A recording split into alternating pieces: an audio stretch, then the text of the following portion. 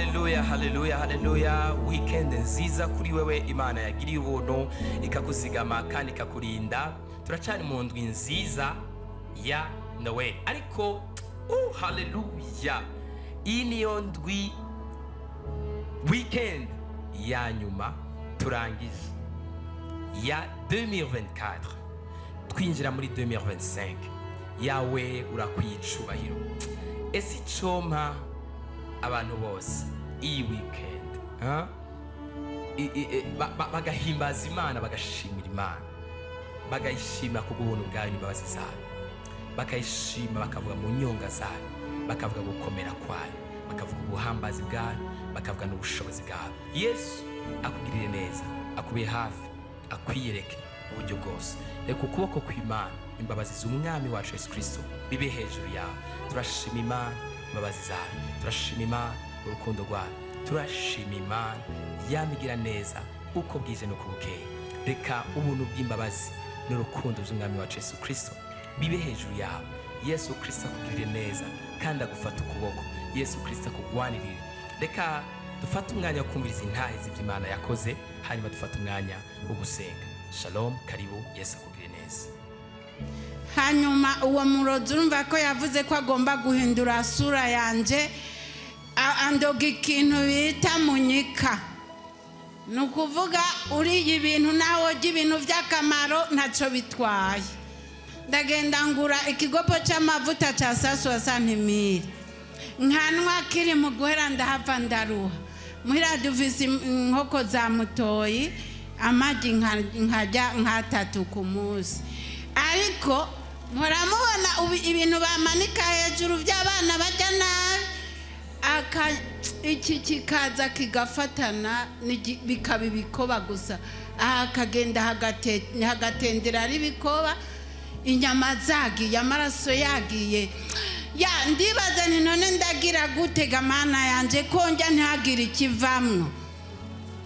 Ndagenda nari mfise hafi y'ibiro 80, ndaza ku 40 n'ivyo. 42 abatambona. Ndaza ngaha ndabwira umukozi w'Imana, ambwira ati by'ukuri abarozi barahari. Haleluya. Ndagenda kwa muganga, nabwiye ko nari nsohotse mu bitaro kandi bikomeye, ikibu yazigaye nko muri Amerika, bantera ubufrako bw'imiti 9 ituri imwe, apana kuvuga umunsi, kuko ku munsi barantera inshuro 4 cyangwa 5, ubufrako bw'imiti 9, ariko ntagira ikivamo. Imana yo mwijuru ihabwa icyubahiro. Imana yo mwijuru iruta abaganga, Imana yo mwijuru iruta abarozi. Yo haleluya, amen. Ushatse ayikunde. Naraje umukozi w'Imana arambwira ati by'ukuri barakuroze cyane, kandi si ibyo yambwira, kuko mwijoro narumva abarozi bakubita ku mabati bagaca biruka no ku muryango mukuru kuko ari uw'icuma. Nkaza numva niyo turaye baraje bakubisa umuryango, nkaza numva bariko baranyurira mu mugongo. Ariko Imana irabaruta. Haleluya. Kandi hejuru y'imbaraga zose hari imbaraga z'Imana. Amen. Imana yacu ihabwa icyubahiro. Amen. Amaze kunsengera, avuga ngo amaze kumusengera, amaze kumusengera.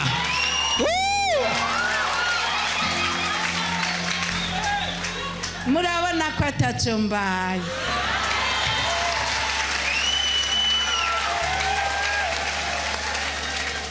Inyuma y'iminsi 2 yonyene navuye kuri 42 kilo manuka ku 54. Ndaduga Iminsi 2 yonyene uca wiyongera ibiro 10 n'ivyo kuva wa munsi uhavuye, kuvuja muzi. Ariko nta muntu yokomera Imana amashi. Yiyongereye ibiro bingahe mu minsi ngahe? Haleluya. Umvira ndababwira, umukozi w'Imana nta mata yamaye nkamwe nirirwa ndatanga 160 bigapfa ubusa. Iriguburira arengaje 1000, najya n'imiburi nk'amagi 3 wangaye kuko yari ahari, nkaguma ndibikoba gusa. ariko ahamagara data wa twese. Reka tumuhe amashyi we. Haleluya. Aragahora ku ngoma. Amen. Naho noshima sinoshikiriza kuko abaganga mvuyeyo ico gihe nabaye 2,500 mugabo mvayo ahubwo bagira ati wavugwa mu nzira ariko muga kuko nizeye iyo ndoye ko ari Imana nabuze ntindashika ntango. Haleluya. Ndoye hari ngaha kuko umutima wanje wari wamaze kwiruka ahantu Yesu nashimwe. Ahimbazwe cyane. Nukuri sindabarambiye numva iryo shimwe n'abatari mwebwe nararibabwiye kandi nzoguma ndarivuga. Narivuze nti kiro kimwe cyonyene kugira ucunguke. Nane ntiyumva ibyo nari nariye gahe sinari nagerageje. Wagerageje. Umugabo naramutelefone ndamubwira ni nukuvuga nije mbonye ibintu bidasanzwe. Nirega mfise 54 ati ibyo nibitero shari. Amen. Ariko murabona ko atumbaye. Ayaya. Aha. Kuva ico gihe n'uyu munsi ndacari mu buzima bwiza. Ubuzima nahawe na Yesu. Butandukanye na bumwe nagura 500. Bigakorokera ubusa. Nimugume muri Yesu. Imana nibahezagire. Nzogaruka uwundi munsi nshime. N'umunsi nari naje nje gushima nico cankuye hariya ariko nihuse kubabwira kugira ngo mureme kuko iracahari kandi iracakora. Haleluya. Nanje nzozana agafaranga kuko Imana ntijya amashimwe gusa. Mu mashimwe harimo agafaranga. Ndayemereye ko nzokazana. Umwami wanje abakomeza. Komera Imana amashimwe menshi cyane.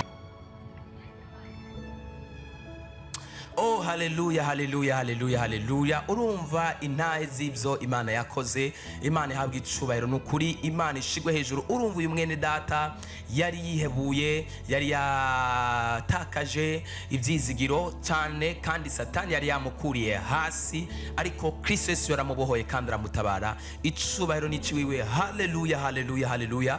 Imana nawe ikwiyereke kandi Imana ikugire neza kandi Imana ikugenderere ku rugero rudasanzwe. Fata aho ugwaye rero ndagusengere iyi ngwara isigare iherane n'uyu mwaka wakire gukira no kubohoka.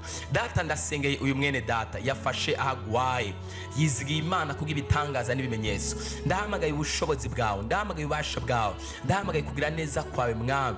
Ndinginze imbabazi zawe, ndinginze ubwiza bwawe, ndinginze ubushobozi bwawe, ndinginze ubutabazi bw'Umwami w'amahoro, ndinginze kubohoka, ndinginze gutabarwa, ndinginze ubuzima n'ubugingo bw'Umwami wacu Yesu Kristo abirema kandi akabikomeza. Mana mwiyereke, Mana mubohore, Mana mukize, Mana mutabare, Mana mugirira ubuntu, Mana mugirira imbabazi. Yesu mpamagaye ukuboko kwawe, Yesu mpamagaye imbabazi zawe, Yesu mpamagaye ubwiza bwawe, Yesu mpamagaye ubushobozi bwawe. Ndategeka ingwara yose afise isoke mu mubiri wiwe, isoke mu mubiri wiwe, isoke mu mubiri wiwe, isoke mu mubiri wiwe, isoke mu mubiri wiwe, isoke mu mubiri wiwe, isoke mu mubiri wiwe, isoke mu mubiri wiwe. Soka wangwara we, soka wangwara we. Fata ugwaye, ndumva marayika ariko aragukorako kandi Imana iriko iragukiza. Ayayayaya, izere, izere, duza ukwizera kwawe. Ndumva Imana iriko iragukorako. Hari abantu bariko barumva iseseme bumva umenga bovomisa. Hari abandi bariko bumva ibintu bimeze nk'ibinyanya, gaze biriko birava ahantu bari bumva bafise ubabare. Hari abandi bumva bari bagwaye ikintu kimeze nka paralize, Imana iriko irababohora. Hari abandi bari bamaze iminsi bafise umutima wiruka cyane, Imana iriko irababohora. Hari abandi bari bafise ikibazo cy'ubugwayi bwari bubaremereye. Ndumva Imana iriko irakora ubushobozi bw'Imana, ubushobozi bubohora, ubushobozi bukiza. Akira kuboka mu izina rya Yesu, akira kuboka mu izina rya Yesu, akira kuboka mu izina rya Yesu, akira kuboka mu izina rya Yesu. Nimba ugwaye ahantu udashobora gukora, fata ku mutwe wawe wizere Imana iriko irakora. Ayayayaya, canke nimbura ahantu uri udashobora gufata aho ugwaye, izere Imana iriko irakubohora. ubushobozi bw'Imana, ubushobozi bw'Imana, ubushobozi bw'Imana. Ndategeka impwemu y'indwara isoke mu muryango wiwe, isoke mu buzima bwiwe, isoke mu rugo rwiwe, isoke ku rubyaro rwiwe, isoke mu buzima bwiwe. Rekura wa ndwara we, rekura wa ndwara we. Ijambo ry'Imana rivuga ngo mishishago ya Kristo Yesu niyo twaboneye gukira indwara zose. Mana hindura ibintu, Mana rebe ibitangaza n'ibimenyetso. Reka yakira intahe, reka nawe ashinga intahe, avuga ko yabohotse, avuga ko yakize, avuga ko yatabawe, avuga ko yabonye ukuboko kw'Imana, avuga ko yabonye ubutabazi bw'Imana, avuga ko yabonye kuboka kw'Imana. Yesu muremera igitangaza, Yesu muremera igitangaza, Yesu muremera igitangaza, Yesu muremera igitangaza, Yesu muremera igitangaza. Ni izina rya Yesu Kristo. Ubushobozi kugira neza ku mwami wacu Yesu Kristo bibe hejuru y'ubuzima bwiwe. Uko amasaha arengana uzobukoze kuri Imana ibirema kandi kabikomeza, uzokoze kuri Imana imbabazi, uzokoze kuri Imana ububasha, mu izina rya Yesu Kristo munyaraze. Uyu nawe yari yatanganyikiwe, amaze iminsi asaba ibyangombwa, amaze iminsi hari amadosiye, hari amadokima ariko ararondera. Ndaseze mwami umucira inzira, umucira inzira, umucira inzira, umucira inzira. Uyu ariko ararondera ibyemezo runaka, uyu ariko ararondera impushya runaka, mucira inzira, muremera intahe mu izina ry'umwami wacu Yesu Kristo.